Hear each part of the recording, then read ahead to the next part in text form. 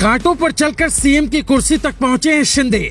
22 साल पहले सियासत छोड़ने का कर दिया था ऐलान।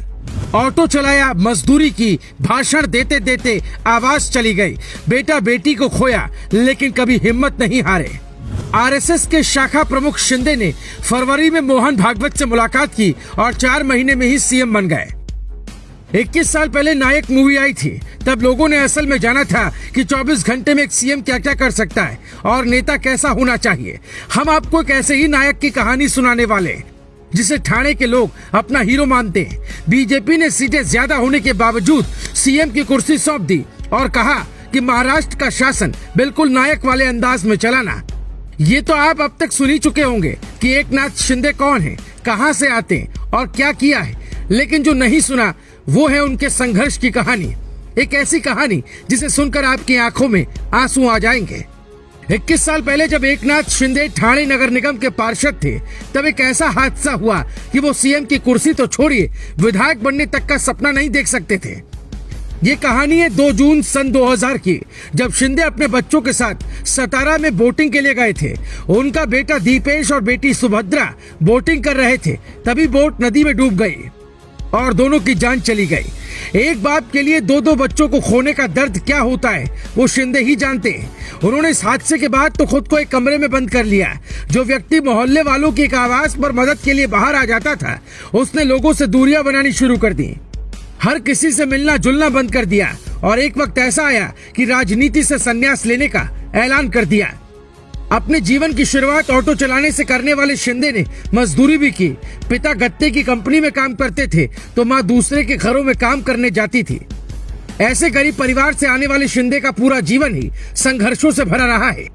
22 साल पहले एकनाथ शिंदे का कद इतना बड़ा नहीं था, लेकिन राजनीति छोड़ने के फैसले से बाला साहिब ठाकरे के सबसे करीबी और शिंदे के राजनीतिक गुरु आनंद दीघे हिल गए और उन्होंने घर जाकर मनाया कि हादसे हर किसी की जिंदगी में होते हैं, लेकिन समाज बदलने का बीड़ा जो तुमने उठाया उसे आगे बढ़ाओ।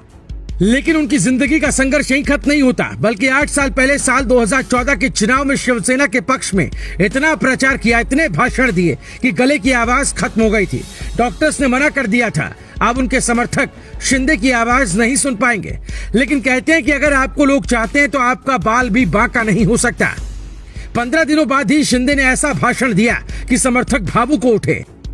आज शिंदे ने जब शिवसेना से बगावत की तो आदित्य ठाकरे धमकी दे रहे थे कि एयरपोर्ट की सड़क इधर से ही होकर जाती है। लेकिन आप ये जानकर चौंक जाएंगे कि शिंदे के खिलाफ कोई कुछ सुनने को तैयार नहीं। बगावत करने के बावजूद ठाणे में शिंदे के पोस्टर से गलियां पटी पड़ी थी। पोस्टर पर बाला साहिब के साथ शिंदे की तस्वीर लगी थी। हर कोई यही कह रहा था कि जिस शिवसेना में शिंदे को सम्मान नहीं मिल रहा था, उससे बगावत कर उन्होंने सही काम किया है। सियासत में कहानियां 1000 बनती हैं, लेकिन ये तस्वीर देखिए। उद्धव ठाकरे के ठीक दाईं ओर आदित्य ठाकरे बैठे और बाईं ओर एकनाथ शिंदे। यही बात शिंदे के समर्थकों को खटकती थी। उन्हें लगता था जिसने बाला साहिब के वक्त से अब तक पार्टी के लिए पसीना बहाया, जो महाराष्ट्र का नंबर 1 शिव सैनिक है, सीएम बनने के काबिल है, उसे सीएम की दाईं ओर जगह क्यों नहीं मिलनी चाहिए। इस बात का फायदा बीजेपी ने उठाया। कहते हैं कि ऑटो चालक से पहले शिंदे आरएसएस के शाखा प्रमुख भी थे, तभी तो उनकी आरएसएस और बीजेपी नेताओं से नजदीकियां भी रही हैं। फरवरी 2022 में जब मोहन भागवत एक कार्यक्रम में पहुंचे तो वहां एकनाथ शिंदे ने उनका स्वागत भी किया और आज 4 महीने बाद ही शिंदे महाराष्ट्र के नए मुख्यमंत्री बनने वाले हैं।